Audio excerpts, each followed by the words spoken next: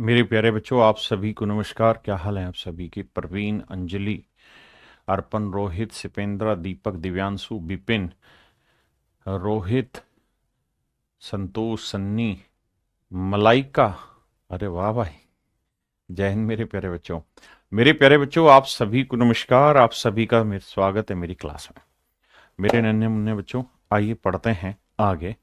जी जी, आप वेस्ट बंगाल से, आपका स्वागत है। तो आइए मेरे दोस्तों, बिना किसी इधर उधर की बात, सीधा करते हैं पढ़ाई की शुरुआत। आइए मेरे बच्चे।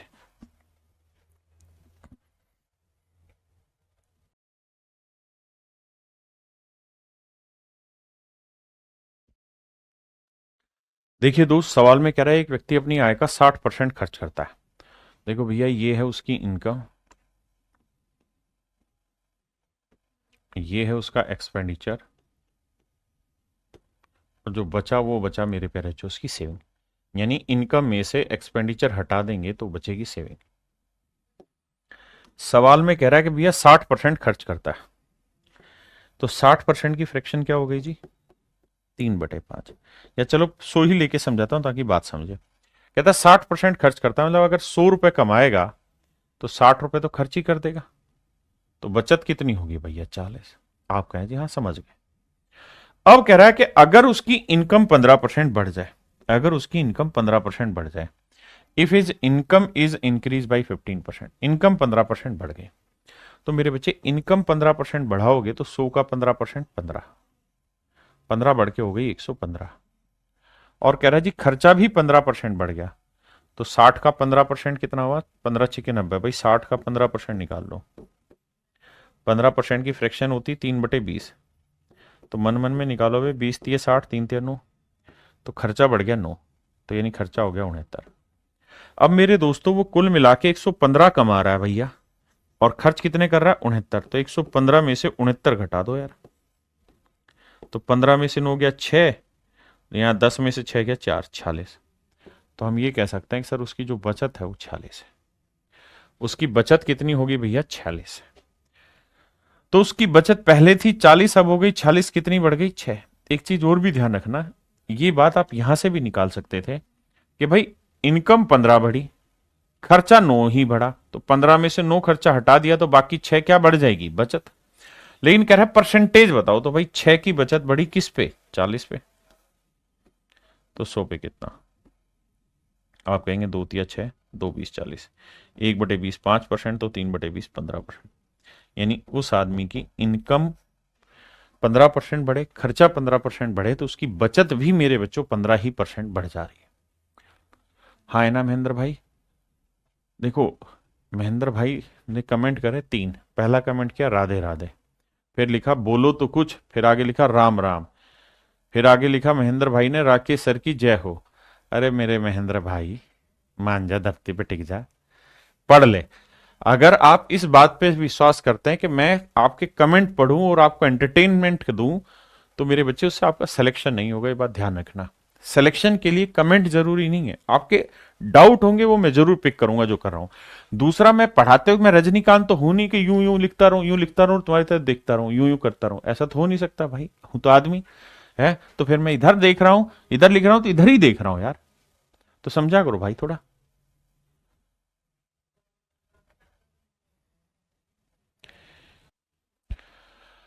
आइए मेरे दोस्तों, कहता है एक आदमी ने अपनी इनकम का 75% खर्चा किया। एक आदमी ने अपनी इनकम का 75% खर्च किया, ठीक है जी। तो भैया ये उसकी इनकम है, ये एक्सपेंडिचर, और ये उसकी सेविंग। 75% खर्च किया तो मेरे दोस्तों 75% की फ्रैक्शन हो गई 3/4। हाँ जी, आप 100 माने तो 100 मान लीजिए, वरना 3/4 ले। 100 माइनस 75% खर्च किया तो बाकी 25% बचत किया। अब कह रहा है कि भैया उसकी इनकम 20% बढ़ गई, तो 20% बढ़ गई तो इनकम कितनी इंक्रीज हो गई? 20। और खर्चा भैया 10% बढ़ा, तो भैया इनकम हो गई 120। यही था ना? कह रहा है जी खर्च जो है उसका वो 10% बढ़ गया, तो भैया 75 का 10% मूर्ख से मूर्ख आदमी भी जानता है। 10% 7.5 हो जाएगा, तो 7.5 रुपये आपका खर्चा बढ़ गया, तो नया खर्चा हो गया 82 रुपये 50 पैसे या 82.5। तो कह रहे जी उसकी बचत में क्या होगा, तो भैया 120 में से आप क्या करो 82.5 हटाओ। हाँ जी 82.5 हटाओ।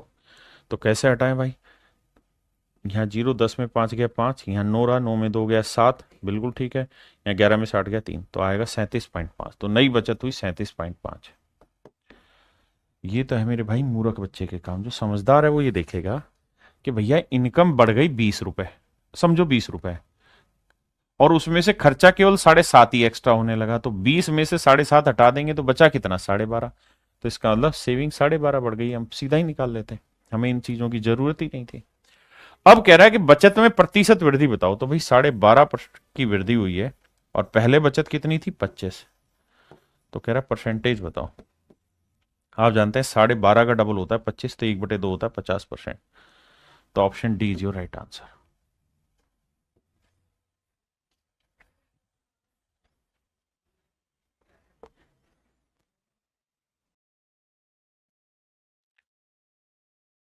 देखिए मेरे भाई, जो मूर्ख बालक होगा वो क्या करेगा, वो 8,550 के साथ कुश्ती करेगा। वो क्या करेगा, वो लिखेगा कि उसकी इनकम जो है वो है 8,550 रुपए, उसका जो खर्चा है वो उसने दे रखा है कितना 5700 रुपए, और फिर घटा के लिखेगा उसकी बचत। फिर इनके परसेंटेज कैलकुलेट करेगा, 19% 13%, उसमें बावला हो जाएगा। आपको ये सब काम नहीं करना, आपको दो चीजों पे नोटिस देना है। पहली चीज ये कि आपसे पूछा क्या है, सर परसेंटेज चेंज पूछा हुआ है। जब भी आपसे परसेंटेज पूछा हो, फ्रैक्शन पूछा हो, रेशियो पूछा हो, तो कोशिश करिए कि जो यहां वैल्यू है इसकी रियल वैल्यू लेने की जरूरत ना पड़े। तो इनके बिना कैसे होगा, सर इसका रेशियो उठा लीजिए, 0 से 0 काटा, काट दिया जी।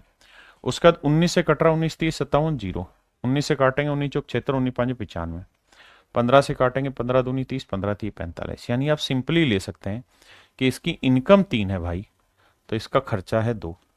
अगर 3 में से 2 खर्च कर दिया तो बचत कितनी रही होगी 1। It is quite easy my dear to take it solve.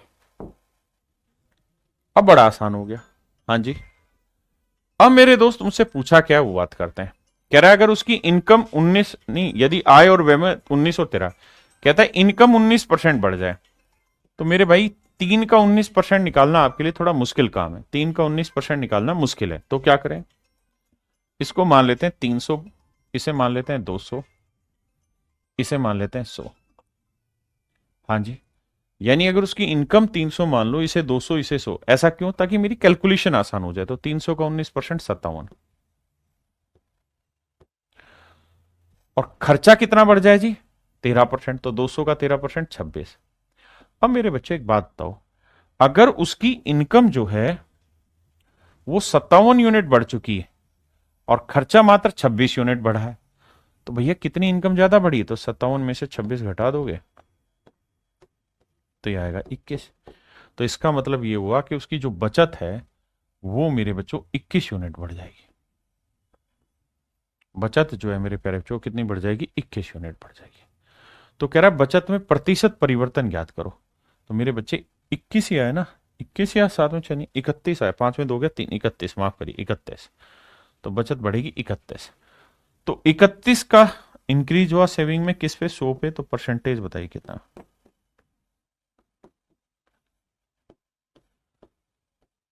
तो मेरी प्यारे बच्चों मेरा आंसर होगा ऑप्शन सी, कि भैया उसकी बचत में 31% का इंक्रीज होगा।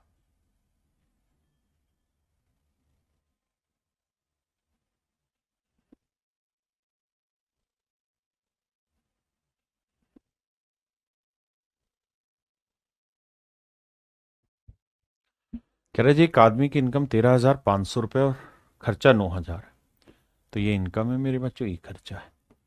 इनकम 13,500 है, खर्चा 9,000 है। तो सबसे पहला काम आप ये देखिए कि हमसे पूछा क्या है, तो सर हमसे पूछा है परसेंटेज चेंज। जब जब जब परसेंटेज चेंज पूछा जाए, रेशियो पूछा जाए, फ्रैक्शन पूछी जाए, तो आप एक्चुअल वैल्यू मत उठाइए, काटिए भाई। 2 जीरो से 2 जीरो गया, अच्छा ये 9,000 था क्या, 2 जीरो काटा। अब भैया 45 थी 135, 45 दूनी 90, तो रेशियो आया 3:2। मतलब इनकम 3 है तो खर्चा 2, तो बचत कितनी हुई भाई? 1 है। 300, 200, 100। किसी भाई ने कोई लोड लगाए थे? नहीं। अब लड़ाई आगे लड़ते हैं। अब मेरे प्यारे बच्चों आ गया है, अगर उसकी इनकम 13% बढ़ जाए तो 300 का 13% 39, और उसका खर्चा मेरे भाई 9% बढ़ जाए तो 18। तो कह रहा फिर उसकी बचत में प्रतिशत परिवर्तन बताइए। तो आप ये देखो यार, 39 इनकम बढ़ी, खर्चा 18 ही एक्स्ट्रा गया, तो बचत कितनी एक्स्ट्रा हो गई, मतलब इनकम कितनी एक्स्ट्रा रह गई? 21। तो जो 21 एक्स्ट्रा रही है वो भी बचत। और आप ये बात जानते हैं कि 100 पे कोई चीज ही तो परसेंटेज कहलाता है। तो आंसर होगा मेरे दोस्तों 21%।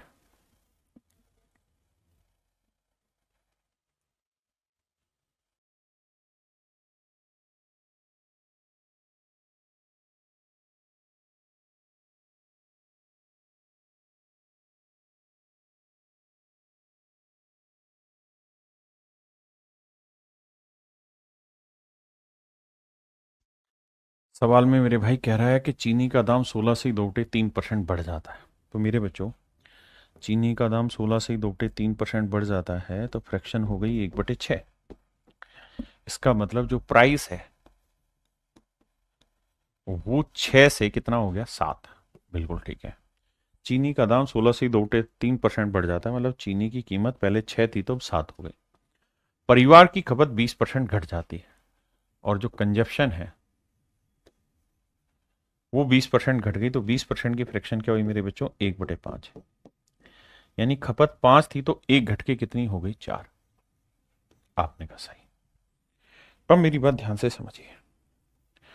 चीनी की कीमत मेरे प्यारे बच्चों 6 से 7 हो गई और खपत 5 से 4 हो गई।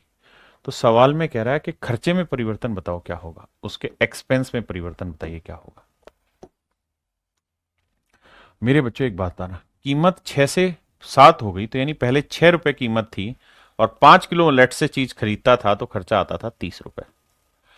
अब भैया 7 रुपए रेट हो गया लेकिन चीज खरीद रहा है 4 किलो, तो खर्चा आएगा 28। हाँ जी। तो कह रहा है जी खर्चे में बताओ क्या चेंज हो गया। तो खर्चा घट गया सर 2 यूनिट खर्चा घट गया, किस पे? 30 पे। तो 100 पे कितना?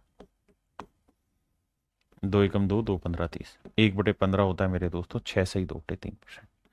यानी उसकी खर्च में 6 से 2.3% का चेंज आ गया। ऑप्शन ए मेरा राइट आंसर। मेरे बच्चों सवाल में कह रहा है कि sale of a cinema ticket is increase by 57:1/7%। किसी सिनेमा के टिकटों की बिक्री 57 सही 1/7% बढ़ गई। मेरे बच्चों सबसे पहले इसकी फ्रैक्शन उठा लो। 57 से 1/7% की फ्रैक्शन 4/7। फ्रैक्शन पे काम आपको ही करना है, मैं नहीं करूंगा अभी ये। तो भैया जो सेल है वो 7 से कितनी हो गई? 11। बिल्कुल ठीक है। और जो इसकी प्राइस है वो 16 से ही 2.3% बढ़ गया। कीमत 16 से 2.3% बढ़ गया, फ्रैक्शन हो गई 1/6। प्राइस अगर उसका 6 था तो 1 बढ़ के कितना हो गया? 7। तो कहता है उसकी रेवेन्यू में फर्क बताओ क्या हुआ, यानी आय में फर्क बताओ क्या हुआ। तो मेरे दोस्त आप ऐसे समझिए इस बात को कि सर अगर 7 टिकटें बिकती थी और एक टिकट 6 रुपए की थी तो उसकी आय हो गई 42। और अगर उसकी 11 टिकटें बिक रही और एक टिकट 7 की है तो उसकी इनकम हो गई 77। सर बिल्कुल ठीक है। यानी जो रिवेन्यू 42 थी अब वो 77 हो गई। किसी भाई ने कोई लोड लगा थे? नहीं। तो मेरे बच्चों उसकी रिवेन्यू कितनी बदल गई? सर 35 बढ़ गई उसकी रिवेन्यू। तो 35 का इंक्रीज आ गया मेरे प्यारे बच्चों किस पे? 42 पे। तो 100 पे कितना? तो 7×5 = 35, 7×6 = 42, 5/6। अब 5/6 को हम लिख सकते हैं 1 - 1/6। तो एक होगा 100% और 1/6 होगा 16 सही 2/3%। And finally you will get answer 83 सही 1/3%। ये मेरे नन्हे मुन्ने बच्चों मेरा सही आंसर होगा option D. Option D is your correct answer.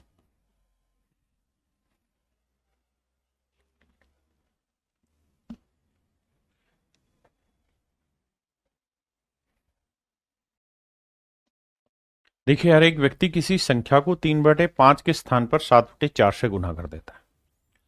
मेरे प्यारे बच्चों, मान लीजिए ये कोई नंबर है और इस नंबर को 3/5 से गुना करना था, लेकिन गुना किससे कर दिया इसी नंबर को? 7/4 से। ये गलत किया और ये सही था। A man multiplied A number by 7/4 instead of 3/5। अब मेरे दोस्तों, मुझसे पूछा क्या हुआ है? परसेंटेज चेंज, परिवर्तन पूछा हुआ है। परसेंटेज चेंज इन नंबर, ये जो नंबर है उसके अंदर प्रतिशत परिवर्तन क्या होगा, ये पूछा हुआ है। तो हमें एक बात समझनी है कि यार ये नंबर कांस्टेंट या फिक्स है। यहां पे भी वही नंबर है, यहां पे भी वही है। तो अपनी मर्जी से कोई भी एक ऐसा नंबर ले लेते हैं जो 5 से भी कट जाए और 4 से भी कट जाए। तो 5 और 4 कैल्सियम क्या हुआ? 20। तो यहां ले लेते हैं 20। यानी सर हम जिस नंबर की बात कर रहे हैं वो 20 है। जिस नंबर की बात कर रहे हैं वो क्या है? 20। तो 5 को 20 से काटते 4, 4 3 12 आ जाता। 4 को 20 से काटते 5, 5 7 35 आ जाता। तो मैं यहां कहता कि यार पहले जो गिनती 12 थी अब वो 35 हो गई, मतलब कैलकुलेशन 12 से 35 हो गई। कितना इंक्रीज हुआ? 23 का। तो सर 23 का चेंज आ गया किस पे? 12 पे। तो 100 पे कितना? तो इसे लिखेंगे 12 दूनी 24, 2 माइनस 1/12। तो देखो 12 दूनी 24, 2 माइनस 1/12। 2 का मतलब 200%, और भाई 1/12 का मतलब 8 से ही 1/3%। 200 में से 8 घटाएंगे मेरे भाई, क्या बचेगा? 191 सही कहीं है? ये रहा 191 सही, 2/3% मेरा राइट आंसर हो।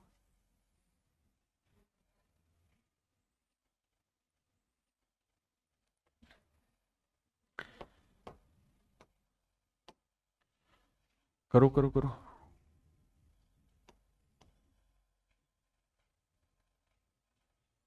देखो यार, सवाल में कह रहा है कि एक नंबर को 5/3 से मल्टीप्लाई करना, लेकिन गलती से इसे मल्टीप्लाई कर दिया 3/5 से। तो बताओ रिजल्ट में क्या कहानी? ये सही था, ये गलत है।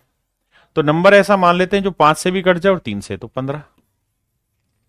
3 5 15, 5 5 25, यानी कैलकुलेशन आ गई 25। मतलब आनी चाहिए थी 25, और आई कितनी भैया? 5 3 15 9। तो आनी चाहिए थी 25, आई है 9, तो कितने की कमी होगी भैया? 16 की। तो 16 की कमी है मेरे दोस्त 25 पे, तो 100 पे कितना? तो आंसर होगा मेरे दोस्त 64%। देखना भाई, 16 की कमी यही है ना? तो इसके ऑप्शन में मिस्टेक है। Just make a correction in the option and everything is okay.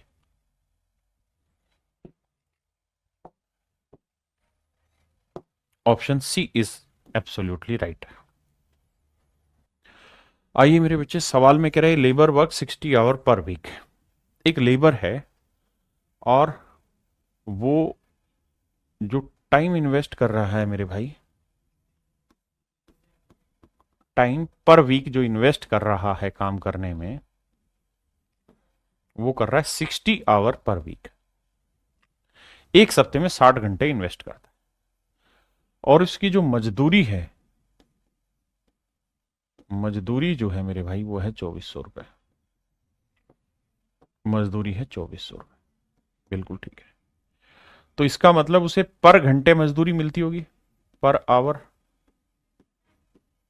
Per hour भैया उसको पैसे मिलते होंगे, तभी तो भैया कितने सप्ते में कितने घंटे काम किया, डेली के घंटे के कितने, तभी तो 2400 रुपए मिला। हाँ जी सर। तो अगर थोड़ा सा दिमाग दौड़ाओगे तो सोचो कि 2400 घंटे की कमाई उसने कर ली है कितने दिन में, ना कितने घंटे में? 60 घंटे में। हाँ जी। तो एक घंटे की कमाई क्या हुई? 40। तो हम ये लिख सकते हैं सर 40 रुपए पर आवर उसकी कमाई थी, 40 रुपए प्रति घंटे उसकी कमाई थी। 60 घंटे काम किया तो 2400 रुपए की मजदूरी उसने कमा दी। बिल्कुल ठीक है। अब वो ये कह रहा है कि अगर उसका पर घंटे सैलरी 40% बढ़ गई, पर घंटे सैलरी 40% बढ़ गई, तो पर घंटे सैलरी है कितनी भाई? 40 रुपए। और अब कह रहा है इसके अंदर 40% इंक्रीज हो गया, per day per hour salary जो है increase by 40%, per hour wages. तो अगर पर आवर वेजेस 40% इंक्रीज हुआ तो 40% की फ्रैक्शन क्या हुई दोस्त? 2/5। तो 5 8 40, 8 दूनी 16। तो यानी अब उसकी पर आवर वेजेस 16 रुपए बढ़ गई। तो पहले 40 रुपए था, अब 16 रुपए बढ़ गया भैया। तो अब हम कह देंगे कि पर आवर वेजेस 56 रुपए प्रति घंटा होगा। बिल्कुल ठीक है। और कह रहा है कार्य करने का जो समय है वो 16 घट गया। तो 16 की फ्रैक्शन 1/6 किसका? 60 का। तो 60 का 1/6 निकालोगे क्या आएगा भाई? तो ये आएगा सर 10 घंटे। तो हम ये कह सकते हैं कि सर काम करने का जो समय है वो 10 घंटे घट गया। तो अब कितने बचा? 50 घंटे। तो मेरे नन्हे मुन्ने प्यारे बच्चों, हम ये कह सकते हैं कि 50 घंटे वो काम करेगा और हर घंटे की दिहाड़ी मिलेगी 56 रुपए। तो पूरे सप्ते की मजदूरी कितनी हो जाएगी? गुना करेंगे सर, तो ये आ जाएगी 56 का आधा कितना हो? 2800 रुपए। गुना करेंगे ना, 50 गुना 56। हाँ जी। तो यानी कुल मिला के 2800 रुपए मेरे प्यारे बच्चों उसकी मजदूरी होगी। तो पहले मजदूरी कितनी थी? 2400। अब मजदूरी कितनी होगी? 2800। कितनी बढ़ गई भाई? 400। तो 400 रुपए मजदूरी बढ़ी है कितने पे मेरे दोस्त? 2800 पे या 2400 पे? 2400 पे। तो कह रहा कितना परसेंटेज इंक्रीज हुआ? 4 एकम 4, 4 6 24, 1/6 मतलब 16 सही 2/3%। यानी उसकी मजदूरी की जो लागत, मजदूरी में जो इंक्रीजमेंट है वो 16 से 2/3% है। आप कहेंगे सर बात सही है, बात सही है, कुछ और बात बताओ। आओ मेरे दोस्त कुछ और बात करें। सर एक चीज आपने कही थी कि भाई अगर सवाल के आखिर में उसने कंपैरिजन पूछा हो, परसेंटेज पूछा हो, फ्रैक्शन पूछा हो, तो there is no need to take real values. तो हमें रियल वैल्यू लेने की जरूरत नहीं। बिल्कुल सही बात है सर, इसमें कोई दो राय नहीं है कि हमें उस केस में रियल वैल्यू लेने की जरूरत नहीं। तो क्या करें? तो क्या करें सर? तो मेरे प्यारे बच्चों एक तरीका है। क्या? कि भाई ये बताओ कि प्रति घंटे उसकी जो मजदूरी है वो कितनी बढ़ रही है? 40%। बिल्कुल ठीक है सर। अगर 40% उसकी पर घंटे मजदूरी बढ़ रही है तो 40% की फ्रैक्शन 2/5। इसका मतलब उसकी मजदूरी पर घंटे पहले 5 रुपए होती थी, तो अब 2 बढ़ के कितनी हो गई? 7 रुपए। यानी यूं कह सकते हैं कि 7 रुपए घंटे अब मजदूरी होगी, पहले 5 रुपए घंटे मजदूरी होती थी। और कार्य का जो समय है वो 16 से 2/3% घट गया। कार्य करने का समय 16 से 2/3% यानी 1/6 कम हो गया। मतलब अगर वो पहले 6 घंटे काम करता था तो अब 1 घंटे कम 5 घंटे हो गया। हाँ जी। तो मेरे बच्चों एक बात बताओ, अगर वो डेली 6 घंटे काम करेगा तो 5 रुपए के हिसाब से कितनी मजदूरी बनेगी? 30। और अब अगर वो 5 घंटे काम करेगा तो 7 रुपए के हिसाब से मजदूरी कितनी बनेगी? 35। तो मजदूरी में कितना इंक्रीज हो गया? 5 का। तो 5 का इंक्रीज हुआ 30 पे, तो 100 पे कितना? 5 एकम 5, 5 छंग 30, 16 सही 2/3%। मजदूरी में 16 से 2/3% का इंक्रीज हो गया। क्या किसी भाई को दिक्कत है? जल्दी से बताइए। लेकिन मेरे प्यारे बच्चों ये तरीका गलत है, ये तरीका गलत है। आंसर इस तरीके से सेम आ रहा है लेकिन तरीका गलत है। तरीके में गलती क्या हो, ध्यान से समझिए। पीछे भी एक सवाल आया, जैसे मान लीजिए मैंने एक सवाल दिया आपको, बड़े ध्यान से मेरी बात समझना, कि यार एक आदमी है और वो अपनी इनकम का, बड़े ध्यान से समझना, वो अपनी इनकम का, उसकी इनकम 15% बढ़ जाती है, इनकम 15% बढ़ जाती है, खर्चा भी 15% बढ़ जाता है। और मेरे प्यारे बच्चों तो बताओ उसकी सेविंग में क्या चेंज होगा? बढ़ेगी, घटेगी, क्या होगा और कितना परसेंटेज चेंज होगा? तो अगर आप इसी तर्ज पे काम करेंगे तो आप ये कह देंगे कि इनकम 15% बढ़ गई, तो 15% का मतलब 3/20, यानी इनकम 20 थी तो 3 बढ़ के कितनी हो गई? 23। और खर्चा भी 15% बढ़ गया, तो 15% तो यानी 20 से कितना हो गया? 23। तो भैया 20 ही कमा रहे थे, 20 ही खर्च कर रहे थे, तो बचत 0 थी। अब 23 ही कमाया, 23 ही खर्च किया, तो बचत 0 हो गई। ऐसे तो आप निकाल ही नहीं पाएंगे। मेरे प्यारे बच्चों मेन चीज पता है क्या है? मेन चीज है ये इनिशियल रेशियो मेंटेन करना। आपको याद होगा ये सवाल जब कराया था तो उसमें लिखा हुआ था कि एक आदमी अपनी इनकम का 20% खर्च करता है। तो 20% की फ्रैक्शन आप लेते 1/5, या यूं कहते हैं कि भाई 100 रुपए कमा रहा है तो 20 खर्च कर रहा है ना, 80% था कि 80% खर्च कर रहा है। तो 80% यानी 80 का खर्चा कर रहा है तो बचत कर रहा है 20 की। हाँ जी, यानी ये रेशियो जरूरी था। अगर आप इस रेशियो को भूल जाएंगे तो नहीं होगा। अब 15% इसका निकाले, 15% इसका निकाले तो आपका आंसर सही आएगा। मैं फिर से अपनी बात समझाता हूं। मैं आपको यह कहना चाह रहा हूं कि जो उसने बेसिक आइडेंटिटी दी है ना, उसको इग्नोर मत कर देना सवाल में, उसको रखना जरूरी है। जैसे इस सवाल की अगर हम बात करें तो इस सवाल की बेसिक आइडेंटिटी क्या थी कि भाई 60 घंटे हर वीक काम कर रहा है, बिल्कुल ठीक है, 60 घंटे काम कर रहा है और 2400 रुपए उसकी मजदूरी आ रही है पूरे सप्ते की। तो यहां से अगर आप काटोगे तो आप देखोगे 60 × 40, 60 × 40 2400 रुपए आया। मेरी बात समझ रहे हो कि नहीं समझ रहे हो? 60 × 40 क्या आया? 2400। मेरी बात क्लियर हुई कि नहीं हुई आप लोगों को यहां पे? तो हमें यह देखना होगा कि यार ये रेशियो मेंटेन करना होता है, 20-30-60, 20-दूनी-40, तब जाके वो सारी कहानी सेट होती है। एम ही मत कर देना कोई भी चीज। एक दो और एग्जांपल लेके इस बात को समझाता हूं, रुको।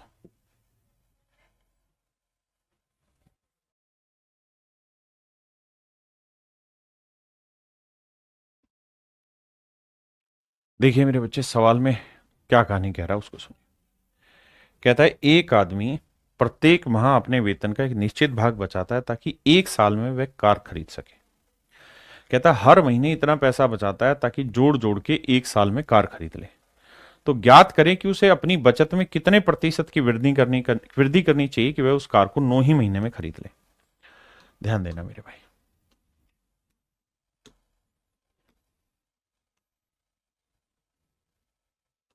मेरे बच्चों, सवाल में कह रहा है एक आदमी प्रत्येक माह अपने वेतन का एक निश्चित भाग बचाता है ताकि वह एक साल में कार खरीद ले। यानी उसका टारगेट है कि 12 महीने में वो कार खरीद ले। तो हर महीने वो कुछ ना कुछ पैसा बचाता है। लेट से ₹A पर मंथ बचा रहा है, ₹A पर मंथ बचा रहा है, तो 12 महीने में वो कार खरीद लेगा, यानी कार की कीमत हो गई 12 A। अब कहता है जी उसका टारगेट बदल गया और वो उसी कार को 9 महीने में खरीदना चाहता है। मेरे दोस्तों, कार कितने महीने में खरीदना चाहता है? 9 महीने में। तो नेचुरल है, अब उसी कार को अगर वो 9 महीने में खरीदना चाहता है तो अब उसे अपनी सेविंग बढ़ानी होगी। तो लेट से अब उसकी सेविंग हो गई ₹20। अब मान लेते हैं ₹20 हर महीने बचा रहा होगा, क्योंकि ज्यादा बचाएगा तभी तो 9 महीने में कार खरीदेगा। तो अब इसकी कमाई हो गई 9B। रेशियो लेंगे 3 चौक 12, 3 थिया 9। यहां से A/B का रेशियो लेंगे मेरे बच्चे तो 3 यहीं आ जाएगा, B/A आ गया, 4 नीचे आ जाएगा। इसका मतलब A की बचत पहले 3 थी, तो अब मतलब उसकी जो आदमी है उसकी बचत पहले 3 थी, तो अब बचत कितनी हो गई? 4। यानी पहले अगर हर महीने वो ₹3 बचाता था तो अब हर महीने उसे 4 बचाने होंगे। देखो 4 बचाएगा तभी तो 9 चौक 36 रुपए की कार आएगी, और यहाँ 3 बचाएगा तभी तो 12 तिया 36 की कार आएगी। अरे हाँ है ना? तो कह रहा है उसकी बचत में कितनी वृद्धि हुई? तो भाई पहले उसकी बचत थी 3, अब बचत हो गई 4, तो कितना इंक्रीमेंट हुआ? 1। तो 1 की वृद्धि 3 पे, तो 100 पे कितना? तो मेरे प्यारे बच्चों 33 सही 1/3% का इंक्रीमेंट हो गया उसकी इनकम। 33 सही 1/3% का इंक्रीमेंट हो गया उसकी इनकम। अरे हाँ या ना? मेरी बात समझे कि नहीं समझे? अगर आप इसी सवाल को दूसरे तरीकों से देखना चाहते हैं तो आप इसे ऐसे भी टैकल करें कि सर हमें कोई कार है और वो कार हमें पहले 12 महीने में खरीदनी थी, अब वही कार हम 9 महीने में खरीदेंगे।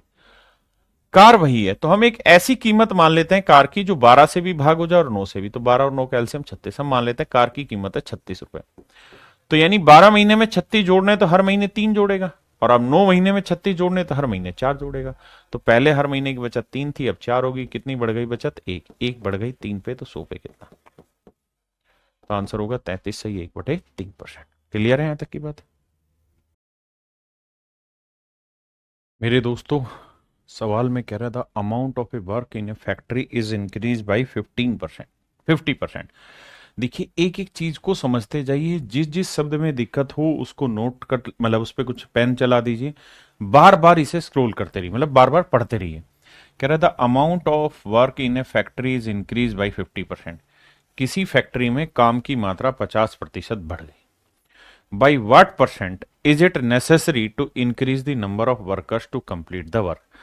तो काम समय पर खत्म हो जाए इसके लिए कितने प्रतिशत कर्मचारियों की संख्या बढ़ानी होगी, कितने कर्मचारियों की संख्या बढ़ानी होगी, by what percent is it necessary to increase the number of workers to complete the work on time.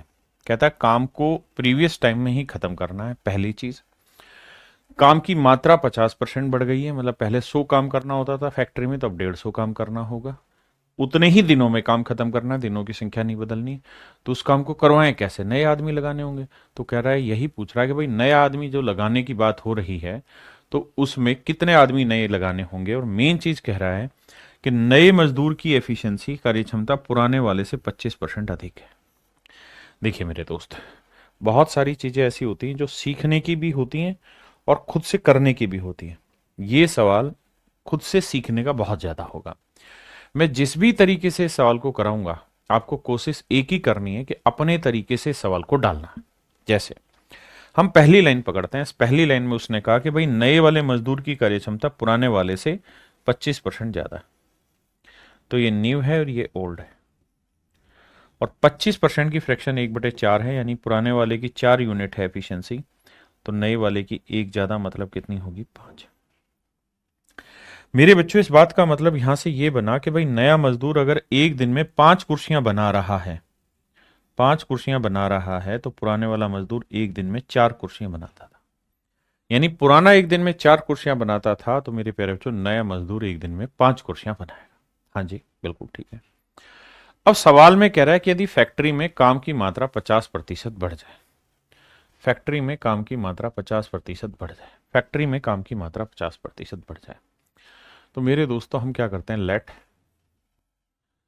The number of worker,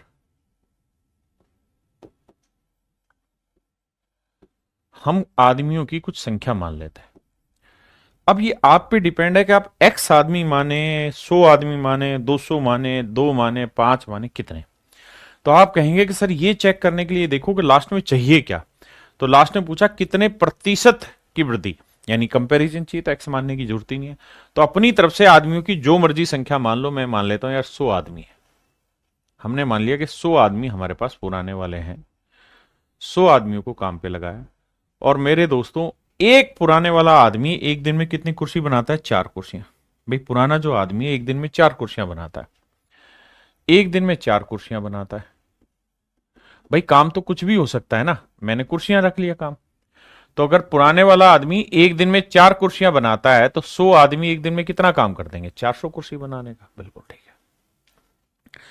तो मेरे बच्चे रोज ये 100 आदमी काम पे आते, 4 कुर्सी के हिसाब से 400 कुर्सी बनाते और अपने घर चले जाते, रोज का यही काम। अब क्या हुआ, एक दिन कहता है कि ऑर्डर बड़ा आ गया समझो, और 50% वर्कलोड बढ़ गया, 50% वर्कलोड बढ़ गया। तो भैया 400 का 50% कितना, 200। यानी अब 200 काम एक्स्ट्रा करना होगा, 200 कुर्सियां और बनवानी होंगी। यह तय है कि पुराने वाले जो आदमी हैं वो तो डेली अभी भी 400 ही कुर्सियां बनाएंगे, जबकि अब हमें बनानी 50% ज्यादा, मतलब 600 कुर्सियां बनानी हो। तो थोड़ा सा हल्के से सोचोगे तो पता चलेगा कि भाई अब हमें 600 कुर्सियां बनानी, पुराने वाले तो 400 ही कुर्सियां बना पाएंगे, तब कितनी कुर्सियां और एक्स्ट्रा चाहिएंगी बनाने के लिए, 200। यानी मैं ये कह सकता हूं कि सर अब 200 कुर्सियां हमें एक्स्ट्रा बनानी होंगी डेली। सर क्या वही आदमी बनाएंगे, नहीं, क्योंकि उन आदमियों की तो हिम्मत ही 400 बनाने की, तो 200 कुर्सियां और बनवानी होंगी। तो ये 200 कुर्सियां किससे बनवानी होंगी, सर नए आदमी से। तो भैया नए आदमियों से बनवानी है 200 कुर्सियां, तो ये बताओ कि जो नए आदमी हैं, वो एक नया आदमी जो है वो एक दिन में कितनी कुर्सियां बना लेता है, 5। तो अगर 5 कुर्सियां एक दिन में बना लेता है, तो 200 कुर्सियां बनाने में कितना दिन लगेगा, 40। मतलब कितने आदमी लगेंगे, 40, माफ करिए। मतलब 5 कुर्सी बनाने में एक आदमी लगता है, तो 200 कुर्सी बनाने में कितने आदमी लगेंगे, 40 आदमी। मतलब अगर पहले से 100 आदमी आपके पास हैं, तो आपको 40 आदमी काम पे और रखने होंगे सर, तो आपका काम आज खत्म हो जाएगा 200 जो फालतू काम है, मतलब 600 काम आज हो जाएगा। तो कह रहा कितने आदमी ज्यादा रखने होंगे, तो भाई 40 आदमी रखने होंगे। पुराने कितने थे 100, तो कह रहा कितना परसेंट, 100 पे कोई चीज परसेंटेज कहलाती है, यानी 40% आदमी आज हमें काम पे बढ़ाने होंगे, तो हमारा काम समय पे खत्म हो जाएगा। क्या आप समझ पाए? अगर आप इस बात को बहुत अच्छे से नहीं समझे हैं तो एक बार लैंग्वेज पढ़िए। तो मेरे प्यारे बच्चों, हम एक देखिए, एक मोटी बात समझो यार, जब तक आप अलग अलग डाटा नहीं मानोगे बात नहीं बनेगी। मेरा बताया हुआ आंकड़ा का प्रयोग मत करिए। आप अपनी तरफ से जो दिल कर रहा है वो नंबर ऑफ एम्प्लॉय मान लीजिए। आप 2 एम्प्लॉय मानिए, 3 मानिए, 1 मानिए, 50 मानिए, जो मर्जी मानिए, कुछ तो मानेंगे। मान लेते हैं भाई शुरुआत में कितने आदमी माने, 1 आदमी मान लेते हैं। 1 आदमी था जी, तो वो तो 4 कुर्सियां ही बनाएगा, 4 चेयर बनाएगा, तो पूरे दिन में काम हो गया 4 चेयर का। लेकिन रोज ही 1 आदमी आता, 4 कुर्सियां बना जाता और चला जाता। आज 50% काम बढ़ गया, मतलब 2 कुर्सियां एक्स्ट्रा बनानी पड़ेंगी। अब इस आदमी की तो कहता औकात 4 ही कुर्सी बनाने की, तो ये 2 कुर्सियां किससे बनवानी होंगी? नए आदमी से। और नया आदमी एक दिन में कितनी कुर्सियां बनाता है? 5 कुर्सियां। तो 5 कुर्सी बनाने के लिए 1 आदमी चाहिए, तो 2 कुर्सी बनाने के लिए कितना आदमी चाहिए? भाग दे देंगे, भाग देंगे तो 0.4, यानी 0.4 आदमी और चाहिए इस काम को, बढ़े हुए काम को पूरा करने में। तो 0.4 आदमी चाहिए, और पुराने कितने हैं? 1, तो 100 पे कितना, तो निकालोगे आंसर आएगा 40%। आप कुछ भी मानिए, जैसे मर्जी मानिए, 10 मानिए, 20 मानिए, 30 मानिए, जो मर्जी करिए, आपका आंसर हर एक से सेम आएगा, कोई अलग बात नहीं।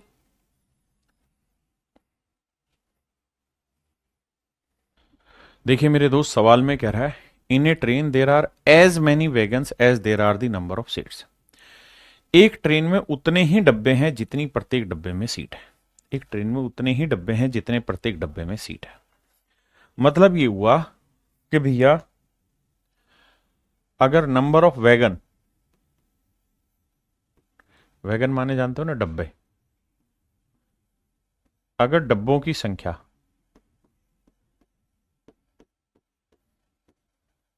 डब्बों की संख्या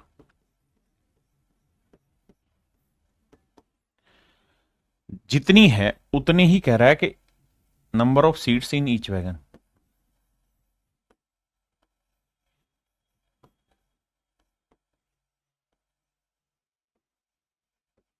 तो हर डब्बे में सीटों की संख्या भी सेम होगी। कहानी का मतलब यह है, मतलब हर डब्बे में सीटों की संख्या भी उतनी होगी जितने डब्बे हैं। अगर मान लो 50 डब्बे हैं तो इसका मतलब हर डब्बे में सीटें भी 50 ही होंगी। अगर मान लो 100 डब्बे हैं तो इसका मतलब हर डब्बे में सीटें भी 100 होंगी, यानी जितने डब्बे होंगे उतनी ही सीटें होंगी। ऐसा सवाल कह रहा है। अब अगली लाइन में कह रहा है क्या कि एक डब्बे में 25 आदमी बैठे हुए हैं, जो उसकी क्षमता का 71.3% है। सबसे पहले 71.3% की फ्रैक्शन बताओ सर। वो हो जाएगी कितनी? 5/7। कहता है किसी डब्बे में जितने यात्री आते हैं उसकी एफिशिएंसी का 5/7 एफिशिएंसी पर आदमी बैठे हुए हैं। मतलब मेरे दोस्तों, अगर डब्बे में कुल सीटें, डब्बे में कुल सीट 7 यूनिट है, अगर डब्बे में कुल सीट 7 यूनिट है, तो आदमी जो बैठे हैं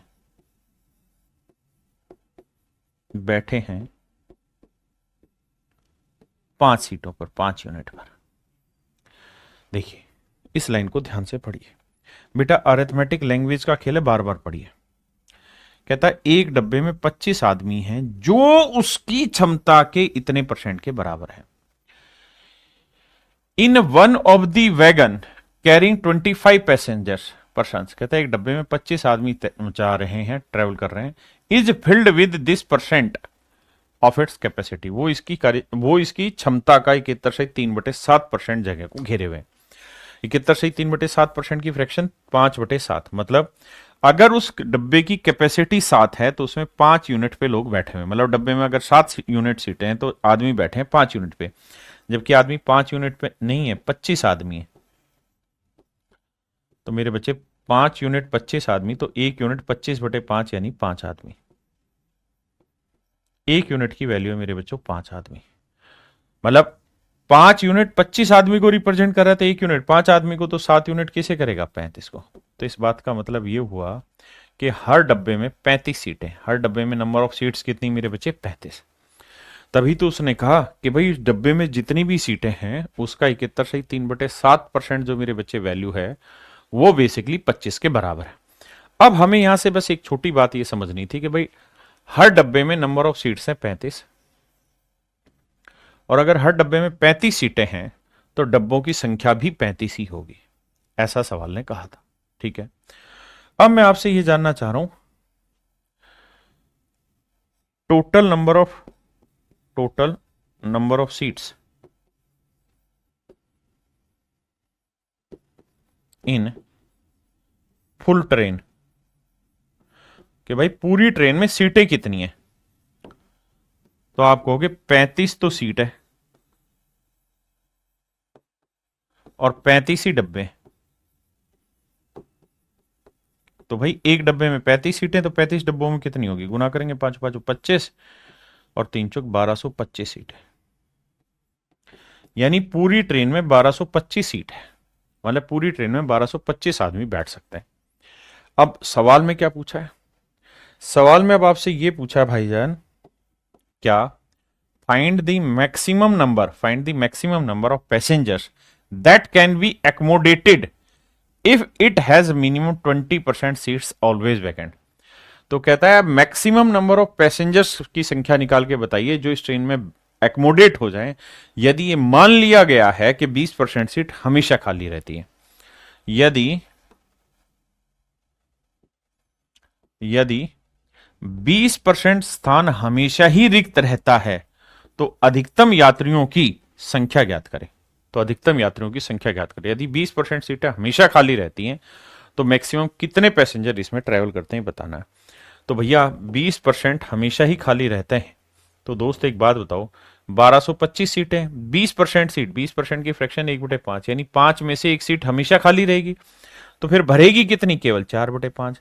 तो इसका मतलब केवल इतने ही आदमी तो इसके अंदर सफर करेंगे, क्योंकि आपने कंडीशन लगाई कि भाई 20% हमेशा खाली रहेंगे। तो सोल्व करते हैं, देखो 5 एकम 5, 5 दूनी 10, 5 चौक 20, 5 5 25, 4 से काटेंगे, 4 5 20, 4 चौक 16 और 2 18, 4 दूनी 8 1 9। इसका मतलब 980 पैसेंजर इस ट्रेन में मैक्सिमम ट्रैवल करेंगे। वैसे 1225 ट्रैवल कर सकते हैं, लेकिन उसने कहा कि भाई 20% हमेशा ही खाली रहेंगी, तो इसका मतलब 980 ही आदमी इसमें ट्रैवल कर पाएंगे। तो इस सवाल का जो सही उत्तर होगा वो C option, that is 980।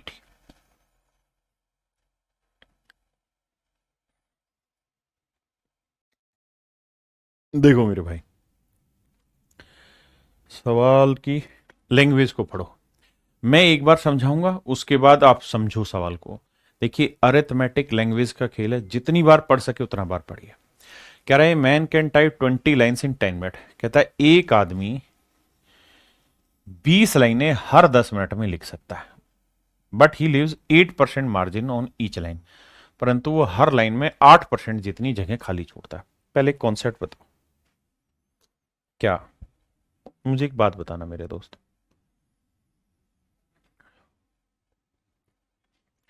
Ram जो है भाई,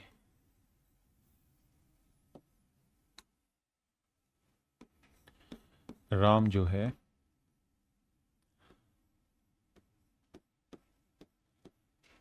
300 रुपए में तो आम लेके आया,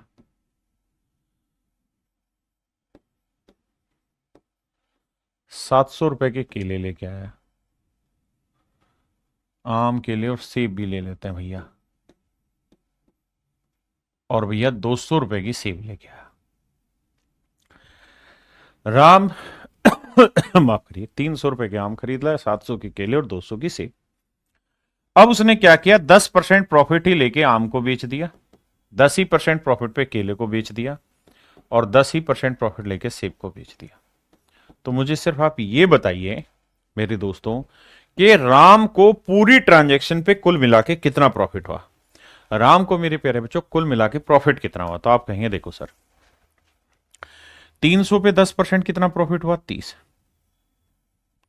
700 का 10% 70 का प्रॉफिट यहां कमा लिया, और 200 का 10% 20 का प्रॉफिट यहां कमा लिया। तो टोटल प्रॉफिट हो गया 30 और 70, 100 और 20, 120। तो कुल लाभ जो है वो 120 रुपए का है। कुल लाभ, टोटल प्रॉफिट जो है वो 120 रुपए का है। और अगर मैं आपसे कहूं प्रॉफिट परसेंट बताओ,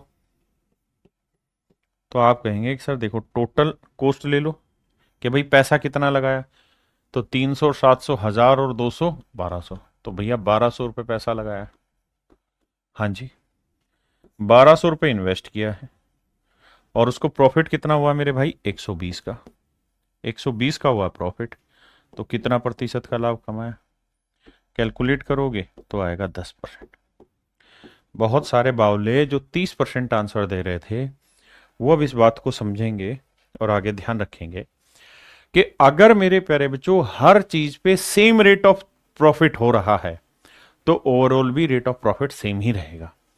अगर मान लीजिए मैंने कहा कि यार 5 लाइनें, एक लाइन ये है, या एक पेज ये है, एक पेज ये है, एक पेज ये है, एक पेज ये है, एक पेज ये, और अगर इस पेज में मैं 2% जगह खाली छोड़ रहा हूं, 2% जगह खाली छोड़ रहा हूं, अगर इस पेज पे मेरे बच्चों में 2% जगह खाली छोड़ रहा हूं, इस पेज में मैं 2% जगह खाली छोड़ रहा हूं, इस पेज में मैं 2% जगह खाली छोड़ रहा हूं, इसमें भी 2%, और भैया इसमें भी 2% जगह खाली छोड़ रहा हूं, तो ये बताओ पांचों पेजों पे कुल मिला के कितने परसेंट जगह खाली छोड़ दूंगा? पांचों पेजों पे कुल मिला के कितने परसेंट जगह खाली छोड़ दूंगा? तो मेरे भाई आपका आंसर होना चाहिए सर पांचों पे भी आप 2% जगह खाली छोड़ो। यानी जो रिएक्शन आप हर डाटा के साथ करेंगे, अगर वो रिएक्शन सेम है तो ओवरऑल रिएक्शन भी सेम ही होगा। हाँ है ना? मेरी बात समझ रहे हैं? मान लीजिए 5 पेज हैं, अगर हर पेज में आप 2% काम करेंगे तो ओवरऑल भी आपका 2% काम होगा। अगर आप 5 तरीके के या 2 तरीके के फल बेचने चले गए और एक पे X% का प्रॉफिट है, दूसरे पे भी X% का प्रॉफिट है, तो ओवरऑल भी आपको X% का प्रॉफिट होगा। ये कहानी तब तक चलेगी जब तक कि रिएक्शन हर एक में सेम होगा, तो ओवरऑल में भी सेम होगा। अब मेरे बच्चों सवाल पे वापसी लाते हैं। तो उसने कहा कि एक आदमी है, हर 10 मिनट के अंदर 20 लाइनें लिख देता है, लेकिन वो 8% जगह खाली छोड़ता है। तो मेरे दोस्तों कोई भी चीज अपने आप में 100% होती है, और अगर 8% जगह वो खाली छोड़ रहा है तो 100 में से 8% जगह खाली छोड़ रहा है, तो काम कितनी जगह पे कर रहा होगा? 92% जगह पे। तो देसी भाषा में मतलब ये हुआ कि भाई 20 लाइनों का, भाई ध्यान से समझना, 20 लाइनों का 92% काम करने में उसे 10 मिनट लगते हैं। 10 मिनट लगते हैं, क्योंकि वो ये कह रहा है कि भाई एक आदमी 20 लाइनें टाइप करता है, 10 मिनट में लेता है, 10 मिनट में टाइप पे करता है, 10 मिनट ले लेता है, और हर पेज पे 8% जगह खाली छोड़ देता है। तो हर पेज का 92% काम कर रहा होगा। कटिंग चलाओगे तो मेरे बच्चों पता चलेगा कि 2 लाइन का 92% काम पर मिनट ये लोग कर रहे हैं। पर मिनट ये लोग कर रहे हैं। पहले इतनी बात समझो आराम से, 30 सेकंड का ब्रेक लेके फिर आगे बताता हूं, क्योंकि समझना जरूरी है। अगर आप लैंग्वेज से पार नहीं पाओगे फिर दिक्कत आ जाएगी। देखिए मेरे बच्चे, कोचिंग का मतलब होता है कि आपको एक्चुअल चीजें दिखाना, और एक्चुअल चीजें ही मैं दिखा रहा हूं लैंग्वेज। आइए अब आगे अगली लाइन में बबुआ का कहत बा। अगली लाइन में कह रहा है how much time he will type, कह रहा है कितना समय लगेगा, in how much time he will type 23 pages. कहता 23 पेज टाइप करने हैं, हर पेज के अंदर 40 लाइनें हैं, और हर लाइन में पहले से कहता है he leaves 25% more margin of before. इस ऑफ को जोर से बोलो। देखिए 40 पंक्तियों वाले 23 पेज अब हमने लिखने हैं, तो कह रहा कितना समय लगेगा यदि अब वो पहले का 25% अतिरिक्त खाली स्थान छोड़ता है। जब देखिए जिन बच्चों का बेसिक कमजोर है उनके तरीके सिखा रहा हूं कि लैंग्वेज को कैसे पढ़ा जाए, मेन वर्ड पे एम्फेसाइज किया जाए। तो अब वो क्या कह रहा है भैया, अब वो ये कह रहा है कि भैया 40 लाइनों वाले 23 पेज पे काम करना है, 40 लाइनों वाले 23 पेज लिखने हैं, ठीक है जी, इतना काम करना है। लेकिन कह रहा है जी अब वो पहले का 25% अतिरिक्त जगह खाली छोड़ेगा। कह रहा है जी जितनी जगह पहले खाली छोड़ रहा था उससे अब 25% अतिरिक्त जगह खाली छोड़ेगा। तो मेरे दोस्तों अगर एक लाइन में, कोई भी लाइन अपने आप में 100% होगी, बिल्कुल, तो इस लाइन में पहले वो कितनी जगह खाली छोड़ रहा था जी? 8%। मतलब अगर एक लाइन में 100 शब्द लिखने की जगह तो 8 शब्दों की जगह खाली छोड़ रहा था। अब क्या कह रहा है? अब वो ये कह रहा है कि पहले का जितनी जगह खाली वो पहले छोड़ता था उसका 25% अधिक जगह खाली छोड़ेगा। तो पहले कितनी छोड़ता था? 8। अब 8 का 25% 2 अधिक जगह खाली छोड़ेगा। यानी पहले 8 जगह खाली छोड़ रहा था, तो अब 8 में 2 जोड़ोगे, मतलब अब हर लाइन में 10 जगह खाली छोड़ेगा। यानी 100 काम करने की जगह है तो 90 ही करेगा, 10 खाली छोड़ेगा। ये बात समझने की। इसका मतलब मेरे भाई अब वो 40 लाइनों के 23 पेज जो लिखेगा, लेकिन हर लाइन पे वो 90 ही % काम करेगा। पहले हर लाइन पे वो 92% काम कर रहा था, अब वो 90 ही करेगा। बहुत सारे बावले क्या करेंगे, 25 और 8 33 कर देंगे। नहीं, उसने कहा पहले का मतलब पहले वाले से गुना करो 25%, अतिरिक्त अधिक जगह खाली छोड़ रहा है। तो अब इतना काम करना है मेरे दोस्तों। 1 मिनट में कितना काम कर लेता है? 2 लाइनों का 92%। तो भैया 2 लाइनों का 92% काम 1 मिनट में उड़ा देता है, तो पूरा काम करने में कितना समय लेगा? निपटाते हैं भैया। 23 चौक 92, 4 दूनी 8, 8 पंजे 40, 5 नीम 45, 450 मिनट। कैलकुलेशन भूल चूक माफ, आंसर आ जाएगा 450 मिनट। यानी 450 मिनट में वो इस काम को खत्म कर देगा। अब आराम से कैलकुलेशन समझो मैं क्या कह रहा हूं, इन सारी बातों को समझिए। कॉन्सेप्ट यही। आइए मेरे दोस्तों, ये कॉन्सेप्ट बहुत ही बेहतरीन है, ध्यान से समझने का है, क्योंकि जबरदस्त बिंदु है, यहां से बहुत सारी चीजें आप समझेंगे। मेरे दोस्तों एक बात बताना, मैं आपको एक छोटा एग्जांपल लेके समझाता हूं। आपकी जेब में 20 रुपए है, आपकी जेब में 20 रुपए, ठीक है। आप इस 20 रुपए को 2 जगह खर्च करते हैं। बड़े ध्यान से मेरी बात सुनो। आपकी जेब में 20 रुपए हैं और आप इस 20 रुपए को 2 जगह खर्च करते हैं। एक जगह मेरे प्यारे बच्चों आप चॉकलेट खरीदते हैं, और एक जगह आप चाय पीते हैं। चाय पीते हैं, 2 चीजों पे खर्च करते हैं। मान लीजिए 20 रुपए में से 15 रुपए आप चॉकलेट पे खर्च कर रहे हैं और 5 रुपए आप चाय पे खर्च कर रहे हैं। अब मैं आपको ये कह रहा हूं कि भाई आपके पास जो ये 20 है ये फिक्स है, आपको रोज 20 ही मिलेंगे। ये कांस्टेंट वैल्यू, इसको बदल नहीं सकते। कांस्टेंट वैल्यू, इसे बदला नहीं जा सकता दोस्त। यानी जितने आपको रोज मिलते हैं उतने ही आज मिलेंगे, ये बदलेंगे नहीं। एक दिन क्या हुआ, और आपके लिए ये भी फिक्स है कि आप खर्च चॉकलेट और चाय पे करोगे। एक दिन क्या हुआ मेरे भाई, चाय पर कोई दोस्त मिल गया तुम्हें, उसने कहा अबे दोस्त हमें भी चाय पिला दे।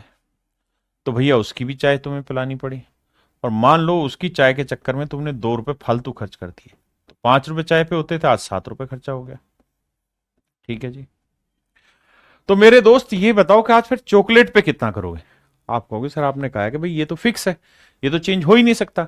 अगर सर 20 रुपया फिक्स है और 2 रुपए हमने यहां फालतू खर्च कर दिया है, 7 रुपए खर्च हो गया, तो 20 में से 7 यहां खर्च हो गया, तो यहां कितना होगा? बाकी 13 ही रुपए खर्च होगा। इसका मतलब ये निकला कि अगर यहां 2 रुपए फालतू खर्च कर रहे हो तो यहां 2 रुपए कम खर्च करना पड़ेगा। यहां 2 रुपए कम खर्च करना पड़ेगा, इसका कोई विकल्प नहीं है। क्या आप मेरी बात समझे या नहीं? बहुत बढ़िया। मैं क्या कहना चाहता हूं, मैं ये कहना चाहता हूं अगर अमाउंट फिक्स है, अमाउंट या कोई चीज फिक्स है और उसी में 2 चीजें बट रही हैं, 2 चीजें बट रही हैं, तो मेरे दोस्त मैं ये कह रहा हूं जितना परिवर्तन यहां होगा ना, amount of change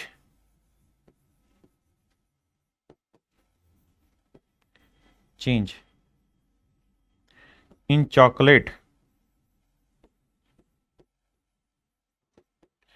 is basically same as amount of T.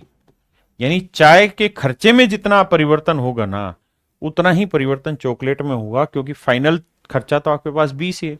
तो अगर आप यहां 2 कम खर्च कर रहे हैं तो यहां 2 फालतू खर्च कर लेंगे। अब इसी बात को मैं आपको ये कहूं कि यार आपके पास एक फिक्स खर्चा है, मुझे नहीं पता क्या है, और आप इसे 2 चीजों में खर्च करते हैं, ए और बी में।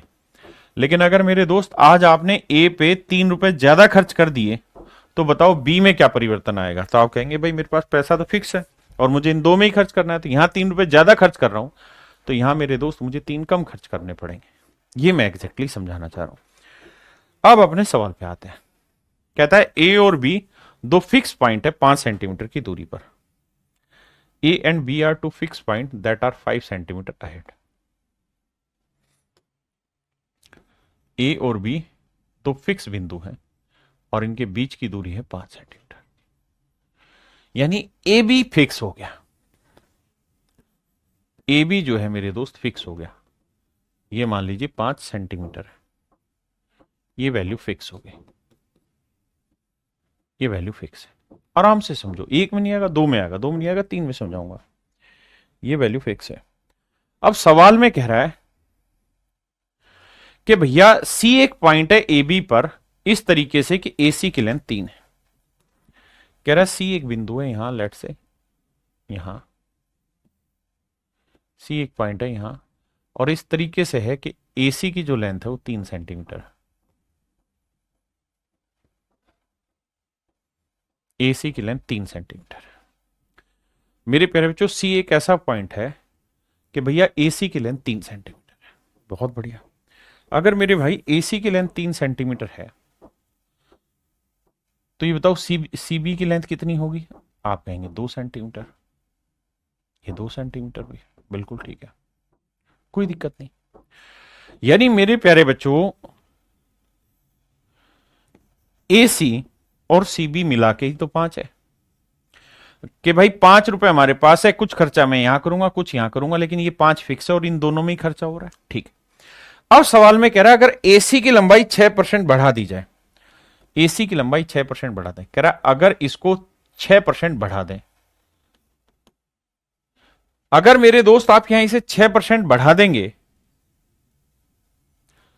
तो कहता है सीबी की लंबाई कितने प्रतिशत घट जाएगी? ये बताओ, इसकी लंबाई कितने परसेंट घट जाएगी? लेट से x% घट जाएगी। इसकी लंबाई कितनी घट जाएगी मेरे भाई? x%। अब आप ये बात तो बहुत अच्छे से समझते होंगे मेरे दोस्त कि जितना आप एसी में इंक्रीज करोगे, लेट से अगर मान लो ये पॉइंट आपने यहां से बढ़ाते बढ़ाते आप आगे ले आए, ये वाला पॉइंट यहां ले आए, तो होगा क्या? अगर थोड़ा सा दिमाग दौड़ाओगे तो मेरे बच्चे ये वाला जो पॉइंट है, काहे नाराज हो रहा है भाई, ये वाला जो बिंदु है ये घटता घटता और छोटा हो जाएगा, ये यहां आ जाएगा। यानी जितना एसी बढ़ाओगे उतना बीसी घटता रहेगा। भाई इसमें कोई नई चीज थोड़ी है, बिल्कुल सही बात है सर। तो मेरे दोस्त मैं यही कह रहा हूं कि जितना परिवर्तन आप एसी में करेंगे ना, उतना ही परिवर्तन आप बीसी में होगा। एसी को अगर आपने 1 सेंटीमीटर बढ़ाना है तो बीसी भी 1 सेंटीमीटर घट जाएगी। तो बेसिकली करो क्या, एसी की लेंथ 3 सेंटीमीटर है और बीसी की लेंथ 2 सेंटीमीटर है, क्योंकि दोनों का जोड़ 5 है। तो 3 में 6% की कमी करोगे और भैया 2 में 3 में 6% का इंक्रीज करोगे और 2 में x% का डिक्रीज करोगे। तो जितनी चेंज यहां होगा, यानी जितनी कमी आप यहां कर रहे हो और जितनी वृद्धि आप यहां कर रहे हो, दोनों ही बराबर होंगी। 100 से 100 कट जाएगा, 2 3 6, तो मेरे बच्चे x की वैल्यू आएगी 9%। इसका मतलब अगर आप एसी में 6% का इंक्रीज कर रहे हो तो बीसी में आपको 9% की कमी करनी होगी। बीसी में आपको 9% की कमी करनी होगी। ठीक है जी, समझाता हूं एक और एग्जांपल लेके इसी बात को। मान लो मेरे भाई ये कोई लाइन है एसी और मान लीजिए इसकी लेंथ है 50 सेंटीमीटर। ए बी, जिसको समझ नहीं आया, यहां कोई बिंदु है सी, एसी की लेंथ है 30 सेंटीमीटर और बीसी की जो लेंथ है वो है 20 सेंटीमीटर। मैं अब आपको एग्जाम्पल के तौर पे ये कह रहा हूं कि भाई अगर एसी में मैं 6% का इंक्रीज कर दूं, 6% का इंक्रीज कर दूं, तो बताओ बीसी में कितनी कमी होगी? तो बेटा एक बात बताओ, एसी में 6% बढ़ाओगे तो 30 है, 30 में 6% बढ़ाओगे तो 30 का 6% कितना होगा भाई? 30 का 6% कितना होगा? तो आप कहोगे 1.8, तो 1.8 बढ़ जाएगा, 1.8 बढ़ जाएगा मेरे बच्चों, तो ये लेंथ कितनी आ जाएगी? 31.8। 31.8। और मेरे दोस्तों पूरी लेंथ कितनी है? 50। अगर ये लेंथ 50 है और अब सी यहां से हटके यहां आ गया है, तो बीसी की लेंथ अब कितनी आ जाएगी? 50 में से 31.5 घटाएंगे मेरे बच्चे तो बचेगा 18.5। तो ध्यान से देखोगे तो बीसी में भी कमी कितने की हो गई? बीसी पहले 20 था, अब 18.5 रह गया, तो मेरे दोस्त बीसी में कितनी कमी हो गई? 1.5 की। और यही तो मैं बता, हाँ, 31.8 हो गया था, सॉरी माफ करिए, 31.8, तो ये हो गया 18.2।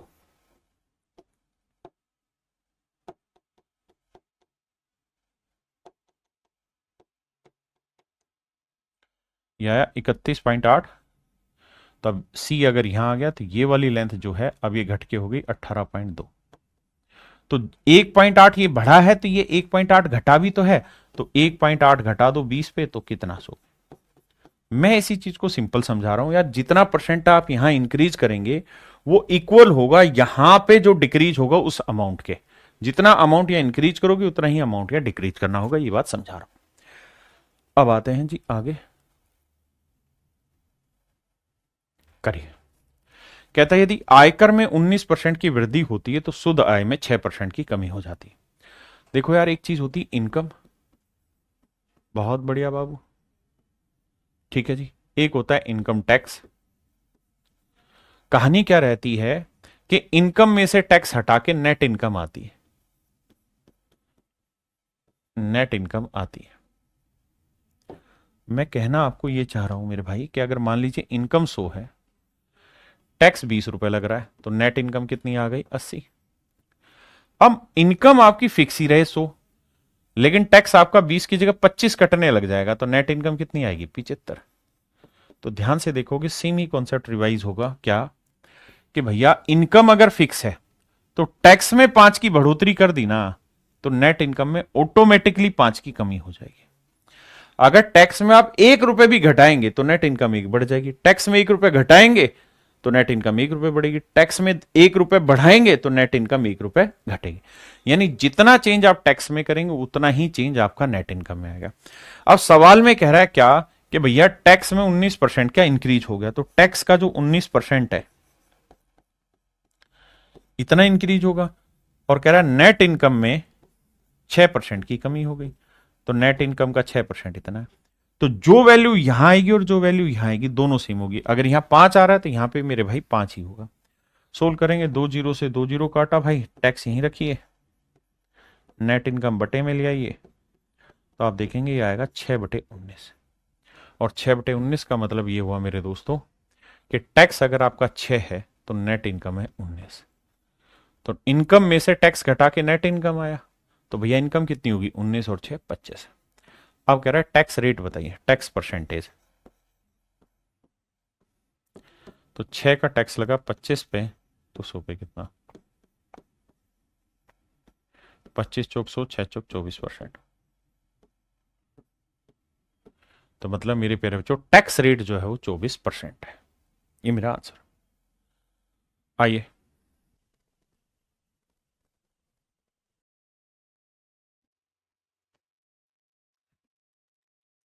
कह रहा है जी आयकर में यानी टैक्स में 17% का इंक्रीज हो जाए और नेट इनकम में भैया 3% की कमी हो जाए, तो नेट इनकम का 3%, टैक्स का 17% बराबर होगा। 2 जीरो से जो 2 जीरो काटा तो टैक्स अपॉन नेट इनकम यह आया 3/17।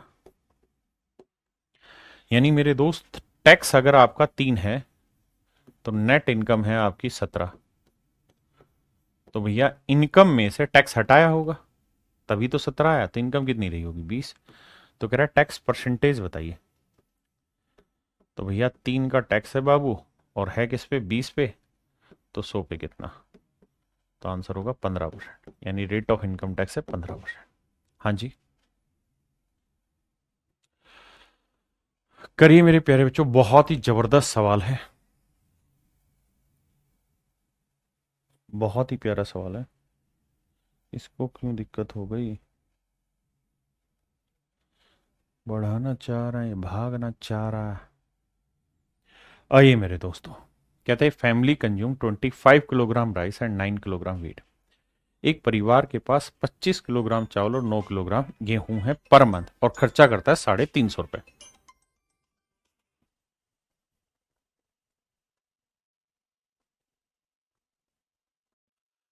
तो पहली लाइन अंडरलाइन करते हैं भाई, जो जरूरी चीजें हैं।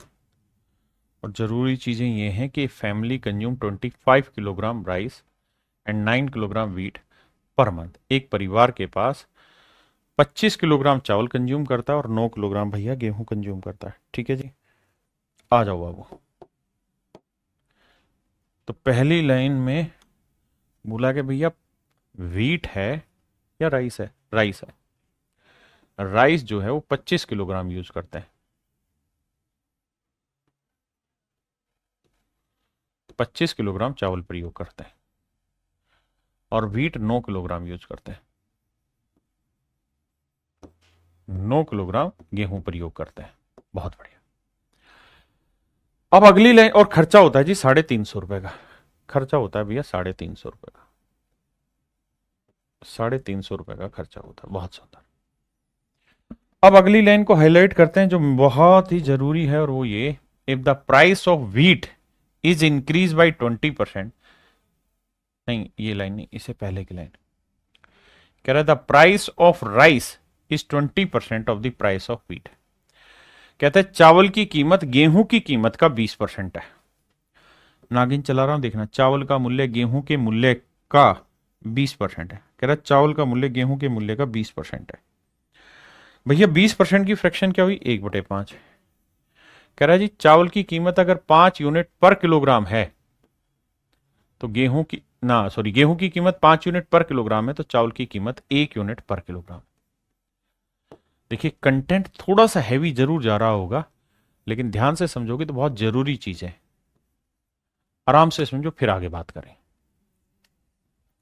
कह रहा भैया चावल की कीमत अगर 1 यूनिट पर किलोग्राम है तो गेहूं की 5। कह रहा चावल की कीमत गेहूं का 20%। हमने लिख दिया जी, बात समझ में आ गई। आगे की लाइन नहीं पढ़ रहे, सिर्फ यहीं तक आता है। क्यों? क्योंकि सर सच ये है कि ये एक्चुअल नहीं है कीमत, ये तो रेशियो में है कीमत, ये तो रेशियो में है कीमत, एक्चुअल थोड़ी है ये तो 5 यूनिट है तो ये 1 यूनिट है। तो भैया खर्चा बताओ महीने का क्या होगा? तो सर ये देखो, 25 किलो चावल 1 रुपए 1 यूनिट के भाव से कितने के आएंगे? 25 यूनिट के, बिल्कुल। और भैया 9 किलो गेहूं 5 यूनिट के भाव से कितने के पड़ेंगे? 45 यूनिट के, बिल्कुल। तो महीने का 45 और 25 70 यूनिट का खर्चा हो गया, जबकि एक्चुअल में महीने का खर्चा दे रखा है 350 रुपए। तो भैया 1 यूनिट की वैल्यू क्या होगी? भाग देंगे 5 रुपए। तो 1 यूनिट की वैल्यू 5 रुपए, इसका मतलब हर महीने का जो खर्चा है वो 350 रुपए अगर है तो 1 यूनिट की वैल्यू 5 रुपए आई। तो भाई गेहूं की कीमत 5 यूनिट थी तो 5 गुना 5 आएगा मेरे भाई 25 रुपए पर किलोग्राम। और चावल की कीमत पे बात करें तो 5 के हिसाब से 1 यूनिट 5 है तो 5 रुपए पर किलोग्राम। ये था मेरे प्यारे बच्चों actual rate of price for what? Rice and wheat. के भाई चावल की कीमत 5 है तो गेहूं की कीमत 25 रुपए पर किलोग्राम। आराम से 20 सेकंड देखो।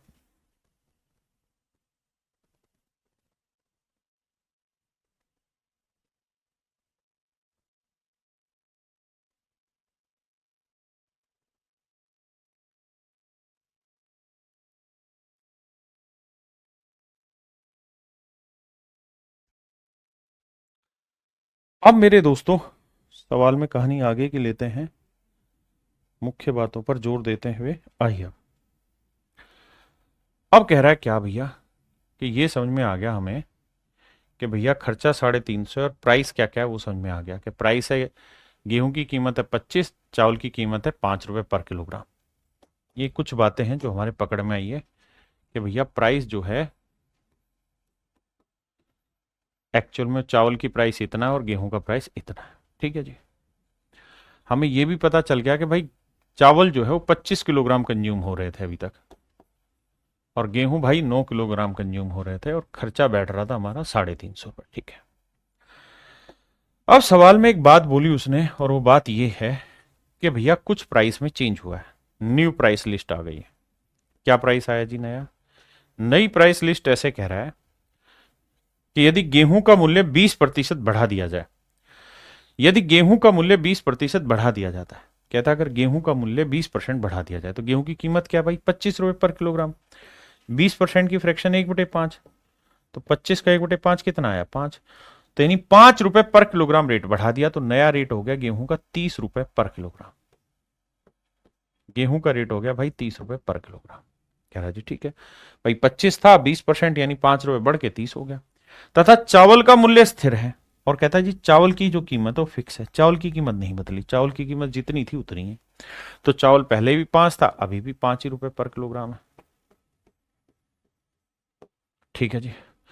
तो पूछ रहा है कि बताओ फिर वो अपने चावल की खपत में, किस चीज की खपत में पूछ रहा भाई? चावल की खपत में कितनी कमी करे, चावल की खपत में कितनी कमी करे, किसमें? चावल की खपत में कितनी कमी करे कि उसका खर्चा ना बढ़े, खर्चा उतना ही रहेगा।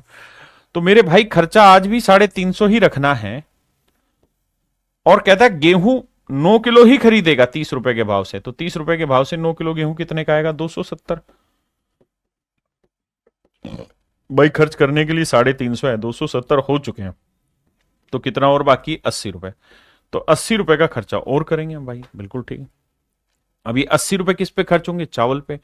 चावल का रेट क्या है जी? 5 रुपए। तो 5 रुपए के भाव से 80 रुपए में कितना किलो चावल आएंगे जी? 16 किलो चावल आएंगे। चावल पहले कितने आ रहे थे जी? 25 किलो। अब चावल कितने आ रहे हैं जी? 16 किलो। तो चावल में कितने की कमी आई? 9 की। और यही तो पूछ रहा है कि चावल की खपत में कितनी कमी आई। तो मेरे भाई 9 किलो की कमी आई है 25 पे, तो 100 पे कितना काटोगे? 25 चौक 100, 9 चौक 36। तो मेरे भाइयों 36% की खपत में कमी आ गई चावल की। ऑप्शन ए मेरे प्यारे बच्चों मेरा राइट आंसर है। ये तो है सवाल का डिटेल। आराम से पहले इस बात को समझो, फिर इसके शॉर्टकट को भी डिस्कस करेंगे। शॉर्ट इसलिए बनेगा क्योंकि उसने पूछा है कितने प्रतिशत की कमी करे। जब भी परसेंटेज पूछा जाए, रेशियो पूछा जाए, फ्रैक्शन पूछा जाए, तो आप शॉर्टकट निकाल सकते हैं। There is no such doubt in that portion. ठीक है जी, पहले समझो आराम से। अब आते हैं मेरे बच्चे इसके शॉर्टकट पे। आइए सवाल पे, अब ध्यान से समझिएगा। भैया यहां राइस है, यहां व्हीट है। जिस लाइन को मैं अंडरलाइन करूंगा उसी को देखेंगे सारे बच्चे। पहली लाइन साफ सुथरी लिखी हुई है कि भाई चावल 25 किलो की खपत है, जबकि गेहूं 9 किलो की खपत है। मेरे दोस्तों एक बात बताना, अब उसने एक लाइन लिखी कि the price of rice is 20% of the price of the wheat, कि चावल की कीमत गेहूं की कीमत का 20% है। तो प्राइस की अगर हम बात करें तो वो ये कह रहा है कि 20% है गेहूं की कीमत का, यानी ये 5 है तो ये कीमत 1 है। यानी मेरे प्यारे बच्चों चावल की कीमत 1 है। अब अगली लाइन में कह रहा है कि अगर गेहूं की कीमत 20% बढ़ जाए, तो न्यू प्राइस के ऊपर चर्चा हो रही है, और कह रहा है गेहूं की कीमत 20% बढ़ जाए, तो 5 का 20% 1 रुपया बढ़ के, यानी 1 यूनिट पर किलोग्राम गेहूं की कीमत बढ़ गई। तो अब क्या हो गया? 6 यूनिट पर किलोग्राम। यानी मेरे प्यारे बच्चों गेहूं की जो कीमत है वो 5 से बढ़ के अब कितनी हो गई? 6 यूनिट पर किलोग्राम। और सबसे लास्ट लाइन में लिखा है and the price of rice is constant, और चावल की कीमत अभी भी 1 ही यूनिट है पर किलोग्राम, यानी ये कांस्टेंट है। कह रहा खर्चा आज भी उतना ही हो रहा है जितना पहले था। अब वही सेम कॉन्सेप्ट जो थोड़ी देर पहले पीछे समझाता आ रहा हूं। अगर खर्चा सेम हो, चीजें फिक्स हो, कांस्टेंट हो, जैसे इसने कहा कि खर्चा 350 ही है, तो मेरे दोस्त एक बात बताओ, गेहूं की कीमत कितनी बढ़ गई? 1 यूनिट पर किलोग्राम। और कितना किलो गेहूं ले रहे थे? 9 किलो। तो अगर 1 किलो गेहूं पे 1 यूनिट एक्स्ट्रा खर्च कर रहे हो, तो 9 किलो गेहूं पे कितना यूनिट खर्च करोगे? 9 यूनिट एक्स्ट्रा खर्च करोगे।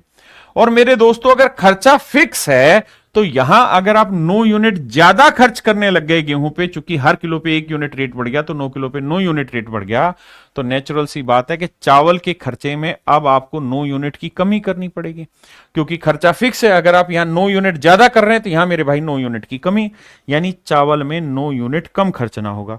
1 किलोग्राम कितने का है? 1 यूनिट का। तो 9 यूनिट से कितने किलोग्राम आएंगे? 9 किलोग्राम। इसका मतलब आपको अपनी जो खपत है वो अब 9 किलोग्राम कम करनी होगी, और वो भी किसकी मेरे भाई? चावल की। चावल की पहले खपत कितनी थी? 25 किलोग्राम। अब कितनी हो रही है? 9 किलोग्राम कम। तो कितने की कमी हुई? 9 की कमी 25 पे, तो 100 पे कितनी? That is direct your answer 36%। यानी उसे अपनी खपत में 36% की मेरे भाइयों कमी करनी होगी। मेरे बच्चों, उसे अपनी खपत में 36% की कमी करनी होगी। देखिए भाई, कह रहा है when income of a man is increase by 6,000 then tax rate reduce from 18% to 15%। कह रहे एक आदमी की जब इनकम 6,000 रुपये बढ़ जाती है, इनकम 6,000 रुपये बढ़ जाती है, यानी पहले और अब, पहले मान लो उसकी इनकम एक्स रुपए थी, तो अब हो गई एक्स प्लस 6,000। ऐसा मैं नहीं, सवाल कह रहा है। लेकिन कहता है टैक्स की जो रेट है वो 18% से 15% हो गई। यानी पहले टैक्स 18% लगता था, तो अब टैक्स लग रहा है 15%। पहले टैक्स रेट 18% थी, तो मेरे बच्चों अब टैक्स रेट है 15%। और सवाल में कह रहा है कि दोनों ही परिस्थितियों में, जबकि दोनों ही परिस्थितियों में 25% आय कर मुक्त है, while in both the situation 25% income is tax free. कहता 25% इनकम टैक्स फ्री है। मतलब मेरे बच्चों इनकम थी एक्स, इसका 25% पे टैक्स नहीं लगेगा, तो टैक्स कितने पे लगेगा? 75% पे। किस रेट से लगेगा जी? 18% की रेट से। यहां इनकम हो गई एक्स प्लस 6,000। कहानी यहां पे भी वही है कि 25% पे टैक्स नहीं लगेगा, तो लगेगा कितने पे? 75% पे। और किस रेट से टैक्स लगेगा जी? 15% की रेट से। क्लियर है यहां तक की भाषा? अब आगे कह रहा है फाइंड हिज इनिशियल इनकम, तो उसकी शुरुआती आय ज्ञात करिए if he paid equal tax in both the cases. अगर दोनों ही केसेज में वो इक्वल टैक्स पे कर रहा है, अगर दोनों ही केसेज में इक्वल टैक्स पे कर रहा है, तो मतलब मेरे बच्चों जितना टैक्स यहां दे रहा है उतना ही टैक्स यहां दे रहा है। ऐसा मैं नहीं, सवाल कह रहा है। देखो भाई, इस नागिन के तो कोई यूज हुआ नहीं सवाल में, क्योंकि 75% यहां है और 75% यहां है। आप कहेंगे बिल्कुल ठीक है, तो इसका तो कोई सेंस ही नहीं है। अगर दोनों केसेस में सेम ही इनकम पे टैक्स लगना है, तो वो उस परसेंटेज का तो रोल ही नहीं है। बाकियों को काटते हैं, 2 0 2 0, 3 5 15, 3 6 18। ये 6x आया, ये 5x आया, ये 30,000 आया। देखो यार, इनमें शॉर्टकट पे इस पे नहीं ले जा रहा हूं, बहुत सीधा सीधा, क्योंकि सीधा सीधा निकल के आ जा रहा है आपका आंसर कि x की वैल्यू 30,000। मतलब आपकी जो इनिशियल इनकम है वो 30,000 है, पहले की जो इनकम है वो कितनी है? 30,000। सीधी सीधी बात है। आइए इस पे, इस वाले पे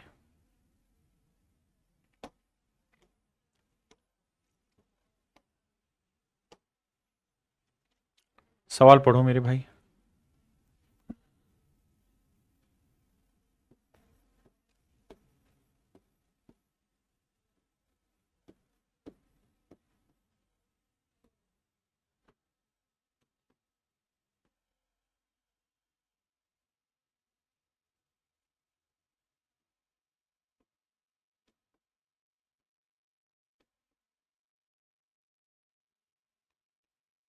पढ़ो पढ़ो पढ़ो।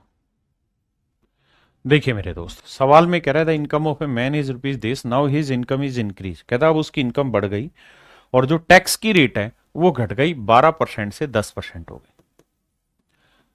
अगली लाइन में कह रहा है भैया 30% इनकम हमेशा ही टैक्स फ्री है, तो बताओ उसकी जो इनकम है, find the increase in his initial income, कि भाई उसकी इनकम में कितना इंक्रीज हुआ है अगर दोनों सिचुएशन में इक्वल टैक्स देता है। तो 28,800 तो हमने माना एक्स का इंक्रीज हो गया, दोनों ही सिचुएशन में 30% पे टैक्स नहीं है, तो भैया 28,800 का 30% पे टैक्स नहीं लगेगा तो 70% पे लगेगा, क्योंकि 30% टैक्स फ्री है, और इस पे लगेगा 12% की रेट से। यहां मेरे बच्चे 28,800 हो गया प्लस एक्स, इस पे 30% पे टैक्स नहीं, तो टैक्स कितने पे होगा? 70% पे। किस रेट से जी? 10% की रेट से। आइए मेरे दोस्त ध्यान से समझिए, इसका सवाल में कोई रोल नहीं होता इस नागिन का, क्योंकि दोनों जगह सेम है, क्योंकि दोनों ही जगह 70-70% इसलिए कट जाएगी। बाकियों को मेरे बच्चे कैलकुलेशन करेंगे काट पीट के और x की वैल्यू निकाल देंगे, वही हमारा डायरेक्ट आंसर हो जाएगा।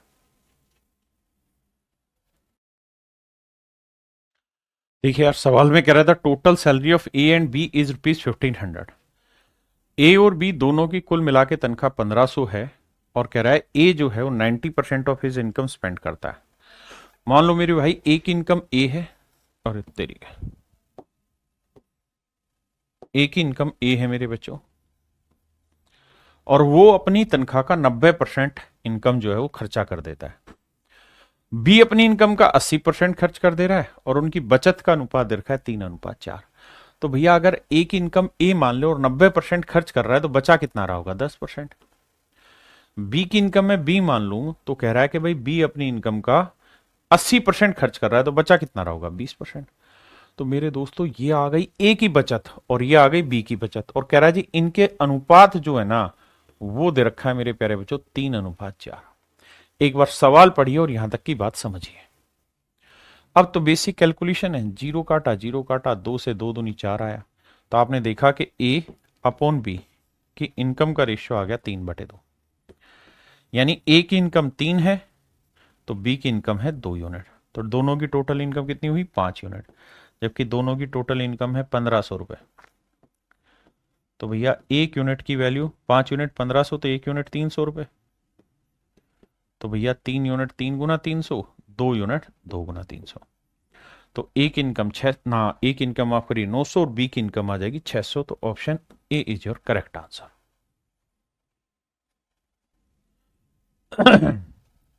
मेरे प्यारे बच्चों आज के लिए इतना ही रखते हैं। मेरे दोस्तों मैंने ये टाइप आपकी पूरी खत्म कराई है। मुझे उम्मीद है कि अब आपको बहुत सारी बातें समझ आने लगी होंगी, हल्का हल्का सा लैंग्वेज पकड़ना अब स्टार्ट हो गए होंगे। तो आज के लिए इतना ही मेरे प्यारे बच्चों। Thank you, have a nice day to everyone. धन्यवाद मेरे दोस्तों।